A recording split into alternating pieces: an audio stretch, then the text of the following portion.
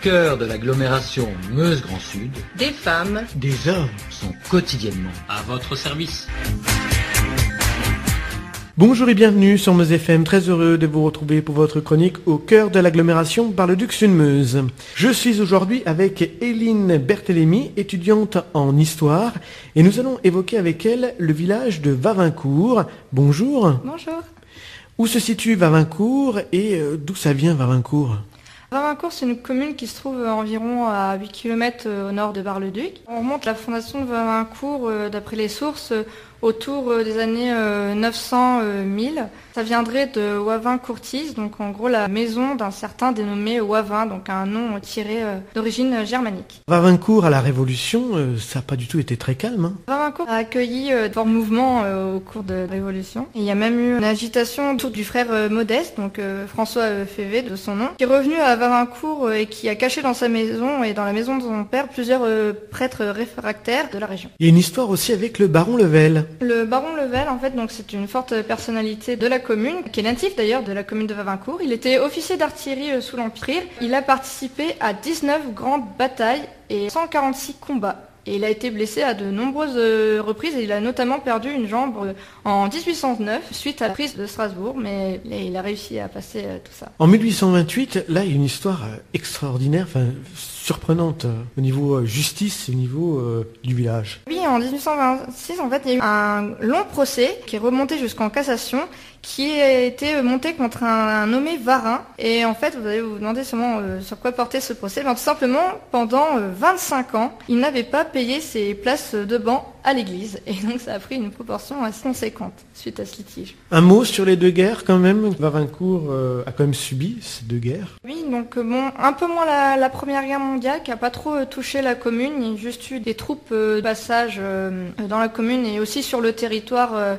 Il y avait le train, donc le fameux Varino, donc avec des trains sanitaires qui passaient par le territoire, mais pas par la commune. En revanche, lors de la Seconde Guerre mondiale, Wavincourt a été un peu plus touché parce que tout un pâté de maisons près de l'église a été brûlé, notamment le presbytère. Il y a aussi une histoire avec des aviateurs à Wavincourt. Oui, alors c'était durant la Deuxième Guerre mondiale, donc il y a un avion qui s'est crashé sur le territoire de Wavincourt, et donc c'était des aviateurs anglais. Et au jour d'aujourd'hui, si vous vous rendez dans le cimetière de Wavincourt, il y a 6 tombes de ces soldats du Commonwealth. Dans l'église Saint-Martin, qui est l'un des patrimoines du village de Wavincourt, se trouve un épitaphe. Qu'est-ce que c'est qu'un épitaphe ? Déjà un épitaphe, donc une plaque, entre guillemets commémorative, mais surtout mémorielle d'un défunt, mais ici dans ce cas présent d'une famille. Et donc il s'agit de la famille d'Alençon, donc c'est l'épitaphe de la famille d'Alençon, où sont enterrés entre autres Nicolas et Louis d'Alençon.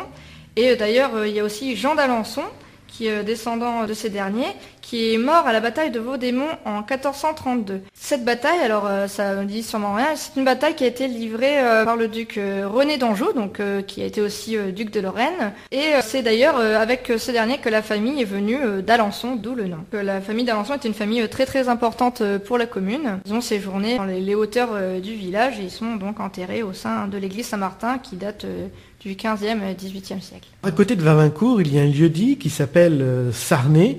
Alors, c'est un petit hameau et apparemment il y a une malédiction, c'est ça ?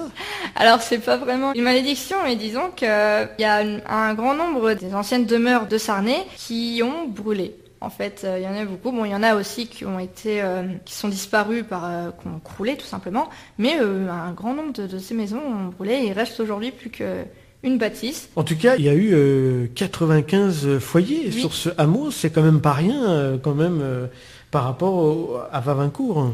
Oui, effectivement. Et d'ailleurs, quand on travaille un petit peu sur l'histoire du village, en fait, au niveau des sources, Sarnay est nommé avant Wavincourt. Sur la monographie d'ailleurs, ça remonte en 948, donc il y a la mention de Sarnay. D'ailleurs, la première mention de Wavincourt est définie comme un ban de Sarnay. D'après les hypothèses, les gens qui habitaient à Sarnay, qui étaient un peu plus dans le creux de la vallée, donc la vallée du Clos, le petit ruisseau qui traverse la commune, donc c'était un petit peu inondable et peut-être ils seraient montés un peu plus haut pour fonder Wavincourt autour de la fameuse maison dont je parlais tout à l'heure de Wavin. Et puis une histoire, une légende dans la forêt? Ah oui, dans la forêt donc du Chanois, entre Vavincourt et Petit-Remont. Pareil, ça se serait passé aux alentours de la Seconde Guerre mondiale. Il y a une personne qui s'est rendue dans ce bois en vélo, donc sûrement pour s'y cacher, alors peut-être un prisonnier, on ne saurait pas trop l'identifier, et qui aurait posé donc son vélo au bord d'un arbre et qui se serait baladé dans une des clairières, et dans sa clairière, manque de chance, il s'est fait arrêter. Et du coup, son vélo est resté là, et au jour d'aujourd'hui, si on se balade dans le bois du Chanois, à un moment, au bord d'une clairière, on longe les arbres et en levant la tête, à 2 mètres de haut, on voit un vieux cadre de vélo qui se serait pris dans les arbres. Terminons sur une note un peu plus légère avec cette anecdote sur les cultures des navets. Eh bien oui, au cours du 19e siècle, il y avait une culture des navets à Vavincourt et les navets de Vavincourt étaient assez réputés au sein de la Meuse et des environs. Merci beaucoup Éline Berthélémy, donc vous êtes étudiante en histoire. Oui. Vous retrouvez votre chronique au cœur de l'agglomération Bar-le-Duc-Sud-Meuse tous les jours sur Meuse FM et en replay chaque vendredi à partir de 6h sur notre site meuse-fm.com. On se retrouve la semaine prochaine pour une nouvelle chronique. Au cœur de l'agglomération Meuse Grand Sud, des femmes, des hommes sont quotidiennement à votre service.